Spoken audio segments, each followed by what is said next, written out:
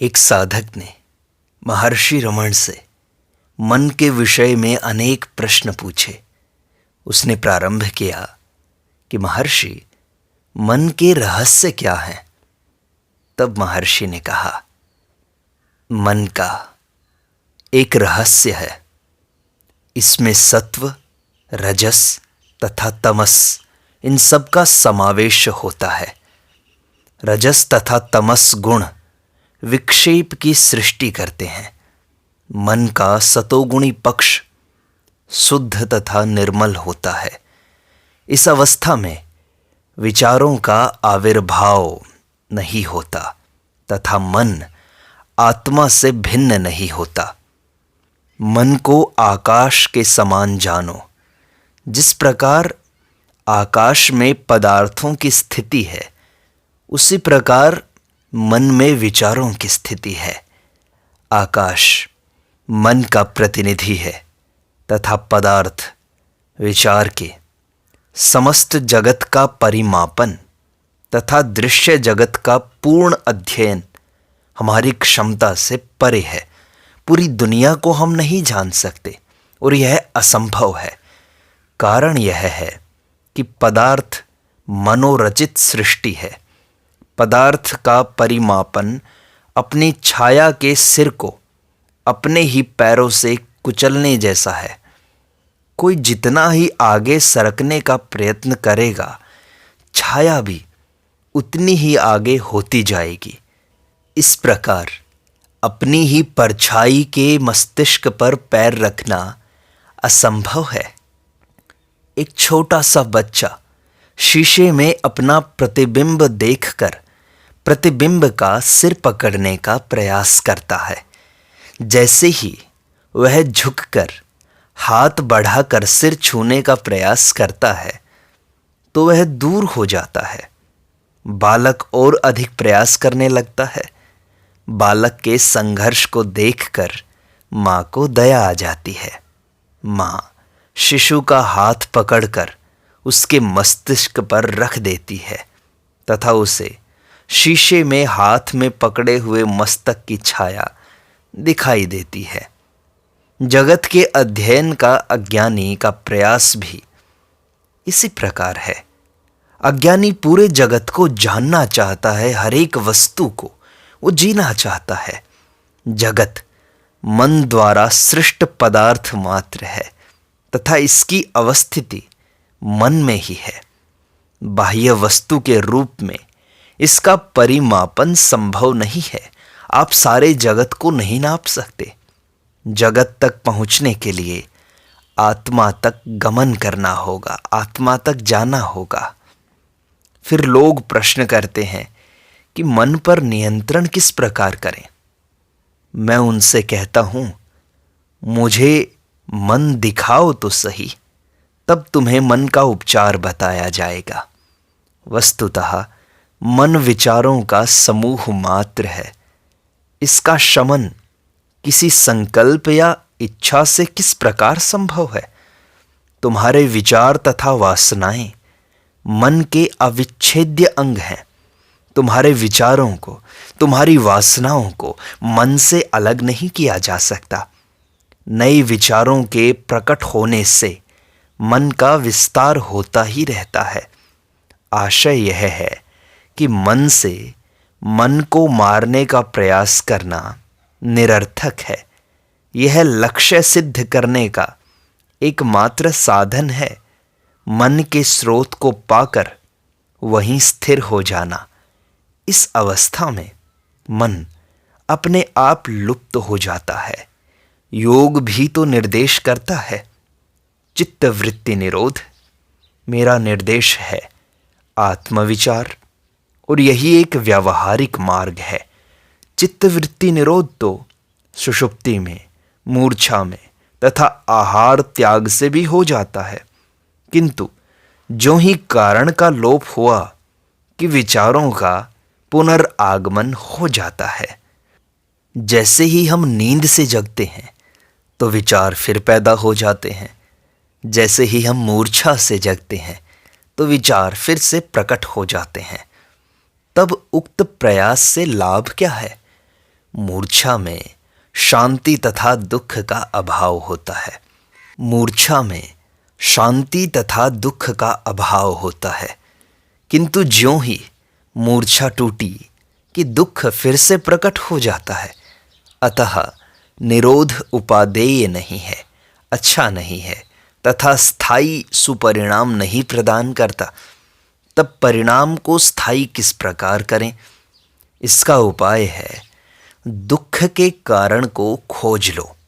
दुख का कारण है पदार्थ। पदार्थों का अभाव हो जाए तो उसके साथ रहने वाले विचारों का भी अभाव हो जाएगा तथा दुखों का संपूर्ण निवारण हो जाएगा। अब दूसरा प्रश्न यह है कि पदार्थों का लोप किस प्रकार हो?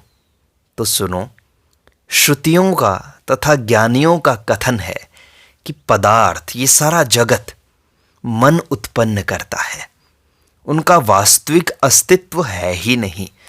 पदार्थ अथवा तत्व का अनुसंधान कर लो तथा उपर्युक्त कथन के सत्य की पुष्टि कर लो। परिणाम होगा यह निष्कर्ष कि स्थूल जगत अंतश्चेतना में ही विद्यमान है। इस प्रकार आत्मा ही एकमात्र सत्य है जो जगत में व्याप्त है तथा संपूर्ण जगत को अपनी सीमा में समेटे हुए है। जब कोई द्वैत है ही नहीं तो तुम्हारी शांति भंग करने को कोई विचार ही नहीं उत्पन्न होंगे। यही आत्मा की उपलब्धि है। आत्मा शाश्वत है तथा इसका साक्षात्कार भी शाश्वत है। विचार जनित बाधा उत्पन्न होते ही आत्मा में प्रवेश का नाम ही अभ्यास है। अभ्यास न तो एकाग्रता है, न मन का विसर्जन है, अपितु आत्मा में रमना है। ध्यान, भक्ति, जप इत्यादि विचारों की भीड़ के शमन के साधन हैं, विचारों को रोकने के साधन हैं।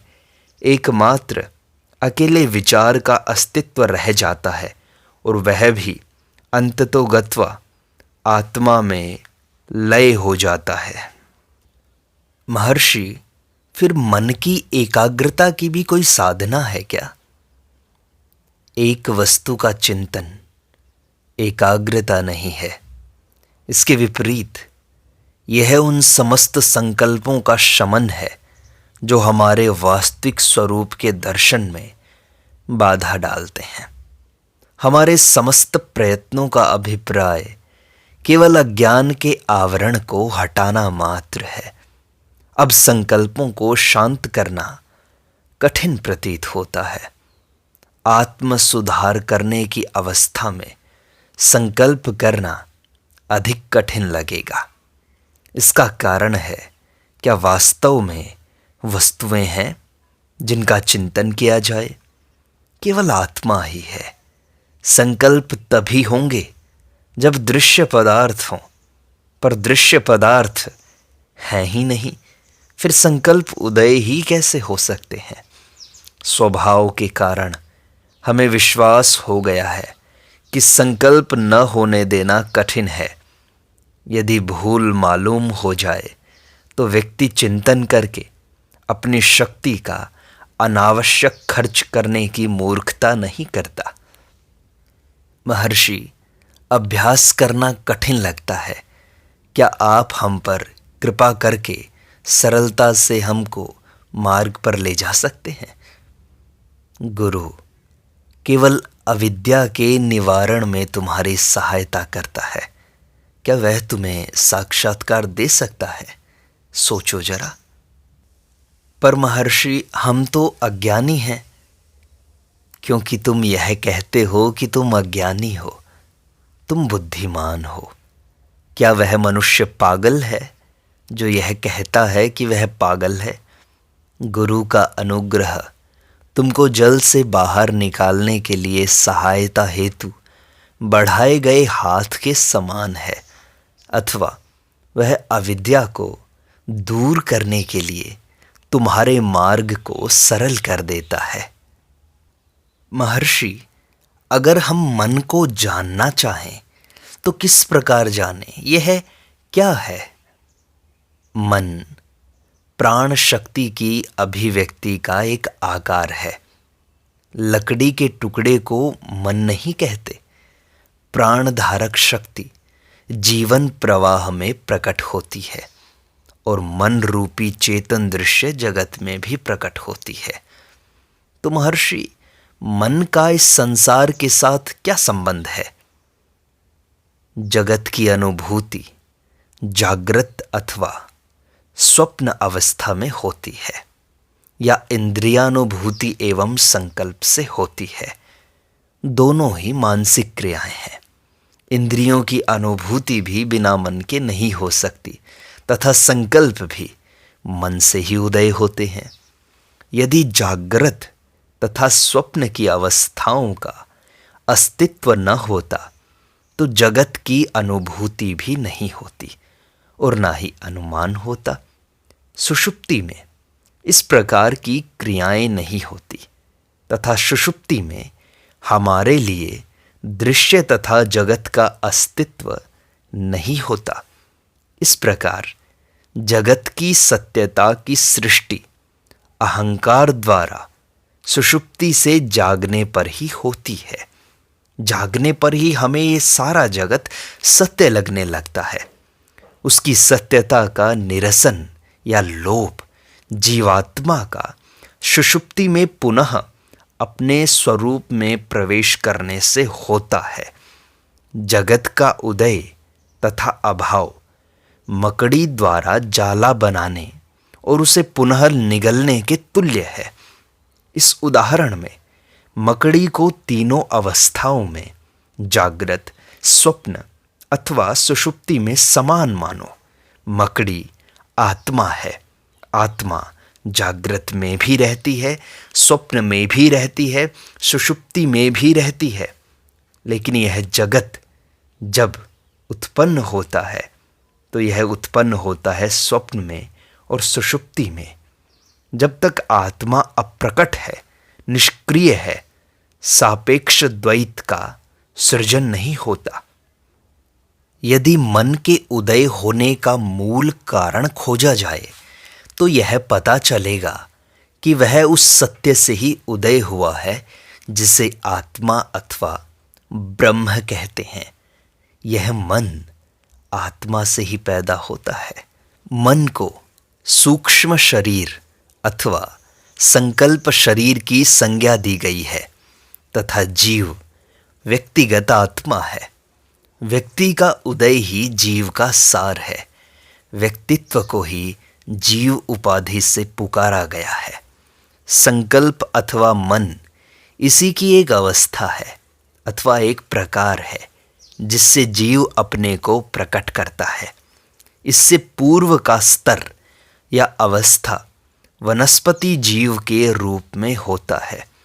मन सर्वथा जड़ पदार्थ से संबद्ध रहता है अथवा उसी धरातल पर क्रियाशील रहता है। मन का अपना कोई स्वतंत्र अस्तित्व नहीं है। इस प्रकार मन तथा भौतिक पदार्थ एक दूसरे के सहयोगी हैं, अर्थात एक के बिना दूसरे का अस्तित्व नहीं है। महर्षि, आप कहते हैं कि मन आत्मा से प्रकट हुआ है, तो हमें मन के सत्य का, मन के मूलभूत कारण का, जहां से मन पैदा होता है, उसका कैसे पता लगेगा? सुनो, यदि हम प्राथमिकता तथा महत्व के अनुसार संकल्पों को क्रमबद्ध करें तो मैं का भाव सबसे अधिक महत्व का स्थान लेगा। व्यक्तिगत भाव अथवा संकल्प भी सारे अन्य संकल्पों का मूल है, क्योंकि प्रत्येक विचार अथवा संकल्प किसी व्यक्ति के संकल्प के रूप में ही उदय होता है। बिना अहंकार के मन तथा संकल्पों का स्वयं अपना कोई अस्तित्व ही नहीं है। अतः अहंकार के द्वारा ही संकल्प वृत्तियां प्रकट होती हैं। उत्तम पुरुष मैं के बिना ये सारा जगत द्वितीय एवं तृतीय पुरुष प्रकट नहीं हो सकते। उत्तम पुरुष के उद्भव के बाद ही उनका उद्भव संभव है। इसलिए इन तीनों ही पुरुषों का उदय तथा लोप एक साथ होता है। अतः मैं या जीव का मूल कारण ढूंढो। मैं का भाव शारीरिक अहम के लिए ही संभव है तथा शारीरिक या ऐन्द्रिक ही इसका आधार है। शरीर तथा इंद्रियों से ही ये उत्पन्न होता है। क्या इसका केंद्र शरीर में है तथा क्या इसका किसी अंग विशेष से संबंध है? जैसे कि वाणी का केंद्र तथा प्रेम का केंद्र मस्तिष्क में है, क्या इसी प्रकार मैं का केंद्र मस्तिष्क, रक्त अथवा कहीं और है? संकल्प शक्ति मस्तिष्क तथा मेरुदंड में केंद्रित रहती प्रतीत होती है और उनमें जो रक्त प्रवाह हो रहा है, जिसमें वायु तथा भोजन मिला हुआ है, उससे उसे पोषण मिलता है, जो स्नायविक शक्ति पदार्थ में बदल जाते हैं। अस्तु, स्थावर जीवन अथवा जीवनदायक शक्ति एवं रक्त प्रवाह, श्वसन, पाचन आदि प्राणी के अस्तित्व है। अतः मन जीवन शक्ति का प्रत्यक्षीकरण है, जिसकी हृदय में रहने की कल्पना की जा सकती है। महर्षि मन को एक बिंदु पर कैसे स्थिर करें?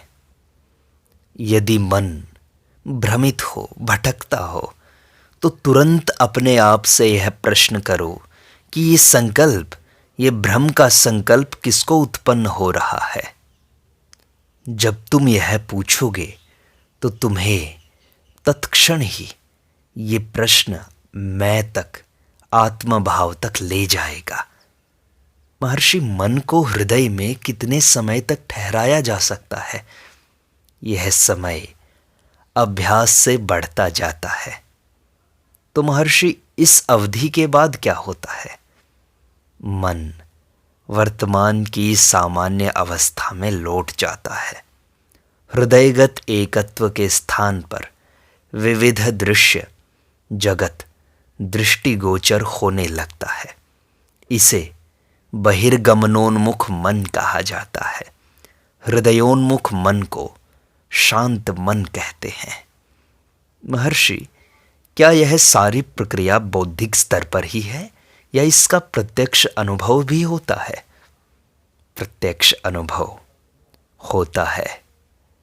तो महर्षि, मन के हृदय में स्थित होने पर वृत्तियां क्यों शांत हो जाती हैं? यह संकल्प शक्ति तथा गुरु के उपदेशों की सत्यता में दृढ़ आस्था से संभव होता है। तो महर्षि, मन के शांत होने से क्या लाभ है? पहला, इच्छा शक्ति पर विजय प्राप्त होती है। तुम्हारी एकाग्रता का विकास होता है। दूसरा, तुम वासनाओं पर विजय प्राप्त कर लेते हो, वासना रहित हो जाते हो। तीसरा, सबके प्रति समान भाव तुम्हारे अंदर पैदा होने लगता है। महर्षि, एकाग्र होने के तथा व्याकुलता को हटाने के क्या साधन हैं? शरीर में आमाशय तथा दूसरे अंग उत्तेजना से मुक्त रखने होते हैं। इसलिए भोजन की मात्रा तथा उसके प्रकार में संयम रखना होता है। अनुत्तेजक पदार्थों का सेवन करना होता है तथा मिर्च, अधिक नमक, प्याज, मदिरा, अफीम इत्यादि का निषेध आवश्यक है। कब्ज, सुस्ती, उत्तेजना तथा इन अवस्थाओं को उत्पन्न करने वाले भोजन का निषेध आवश्यक है। मानसिक रूप से किसी एक वस्तु में रुचि लेकर मन को उसी में स्थिर किया जाना चाहिए। यह रुचि पूर्ण आकर्षक हो, उसमें किसी भी अन्य वस्तु का समावेश न हो, ऐसा प्रयास हो। यही वैराग्य तथा मन की एकाग्रता है। ईश्वर, अपने इष्ट या मंत्र का चुनाव भी किया जा सकता है। इस प्रकार मन सूक्ष्मों को ग्रहण कर लेता है और उसमें लय होने की सामर्थ्य पा लेता है। इसलिए जितना हो सके उतना अभ्यास करो, अपने आप पर विश्वास करो, धैर्य मत छोड़ो, जागरूकता से जीवन जियो। अपनी दिनचर्या को ऐसा बना लो कि तुम्हारे पास एकाग्रता के लिए ही अवकाश हो। प्रत्येक समय अपने लक्ष्य पर ध्यान रखो, निरंतर आत्मा की स्मृति रखो। इस तरह धीरे धीरे मन शांत तथा एकाग्र हो जाएगा तथा तुम आत्मा में ही रमण करोगे। फिर सारे दुख कष्ट दूर हो जाएंगे, तुम्हें कोई संशय नहीं रहेगा।